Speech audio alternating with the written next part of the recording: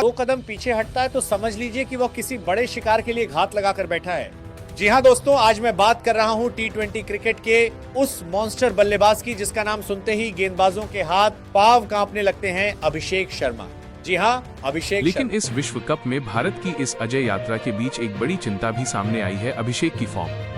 भारत ने ग्रुप चरण में चारों मैच जीते, लेकिन हैरानी की बात यह है कि दुनिया के नंबर 1 बल्लेबाज के बल्ले से एक भी अहम रन की जरूरत टीम को पड़ी ही नहीं। लगातार 3 मैचों में 0 पर आउट होने के बाद कई लोग सवाल उठा रहे हैं कि क्या अभिषेक का समय खत्म हो रहा है।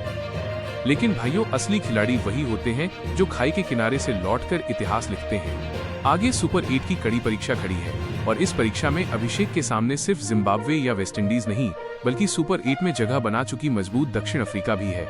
आज के इस वीडियो में हम बात करेंगे अभिषेक की रहस्यमयी फॉर्म, उनके संघर्ष और सुपर 8 में नंबर 1 बल्लेबाज की संभावित वापसी की कहानी पर। आइए देखते हैं कैसे विश्व क्रिकेट पर राज करने की तैयारी कर रहे हैं अभिषेक शर्मा। दोस्तों, क्या आप सोच सकते हैं किसी टीम का मुख्य ओपनर लगातार 3 मैचों में 0 पर आउट हो जाए और टीम फिर भी अजय रहे। नीदरलैंड्स के खिलाफ आखिरी मुकाबले में भी अभिषेक केवल 3 गेंद खेलकर 0 पर लौट गए। लेकिन टीम मैनेजमेंट का रुख साफ है, घबराने की कोई बात नहीं। कोच रेयान टेन डेस्काटे ने खुद कहा है कि अभिषेक हाल ही में अस्वस्थ थे और उन्हें अस्पताल में भी कुछ दिन बिताने पड़े।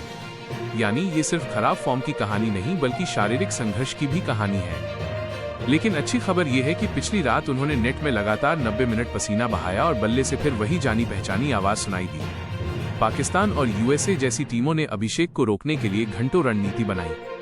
आर्यन दत्त जैसे गेंदबाजों ने उन्हें आउट कर जश्न मनाया। लेकिन याद रखिए, जिस बल्लेबाज ने पिछले 1.5 साल में विश्व क्रिकेट में तूफान मचाया हो, जो रैंकिंग में शीर्ष पर बैठा हो, उसकी क्लास स्थायी होती है।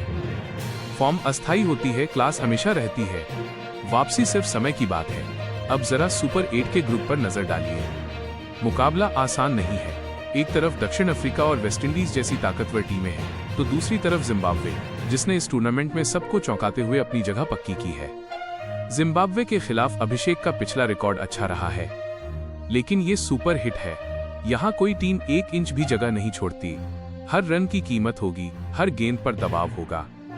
आंकड़े बताते हैं कि हाल के समय में भारत के ओपनर्स बड़ी साझेदारी देने में सफल नहीं रहे, लेकिन भारत ने जिस ऑल आउट अटैक मानसिकता को अपनाया है, उसमें विकेट गिरने के डर से खेलना संभव नहीं। यहाँ इरादा बड़ा होना चाहिए।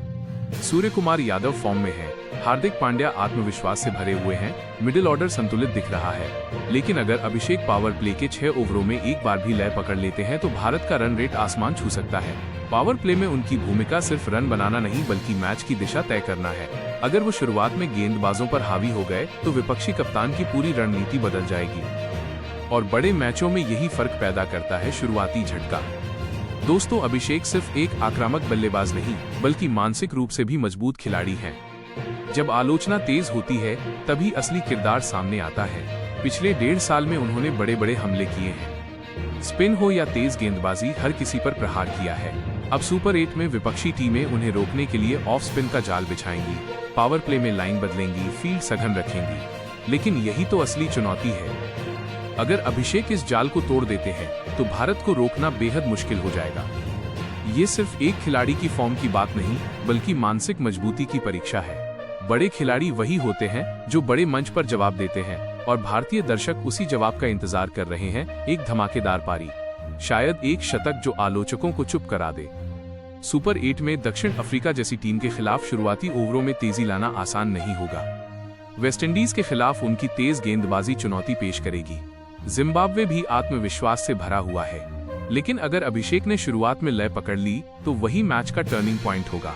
भारतीय टीम इस समय संतुलित दिख रही है, लेकिन एक विस्फोटक ओपनिंग पारी पूरे टूर्नामेंट की दिशा बदल सकती है।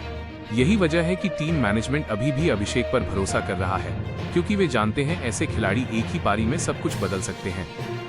तो दोस्तों, आपका क्या मानना है? क्या अभिषेक शर्मा जिम्बाब्वे, वेस्टइंडीज और दक्षिण अफ्रीका जैसी बड़ी बाधाओं को पार कर पाएंगे? क्या उनके बल्ले से सुपर 8 में फिर वही विस्फोटक शतक देखने को मिलेगा, या फिर भारत उनके बिना भी सेमीफाइनल की राह तय कर लेगा? मुझे तो लगता है जब अभिषेक वापसी करेंगे तो विरोधी गेंदबाजी लाइनअप पूरी तरह बिखर जाएगी, क्योंकि बाघ जब लौटता है तो शिकार बच नहीं पाता। झटपट कमेंट में अपनी राय जरूर बताइए। वीडियो पसंद आए तो लाइक करना मत भूलिए। क्रिकेट की हर महत्वपूर्ण और ताज़ा खबर के लिए चैनल को सब्सक्राइब जरूर करें।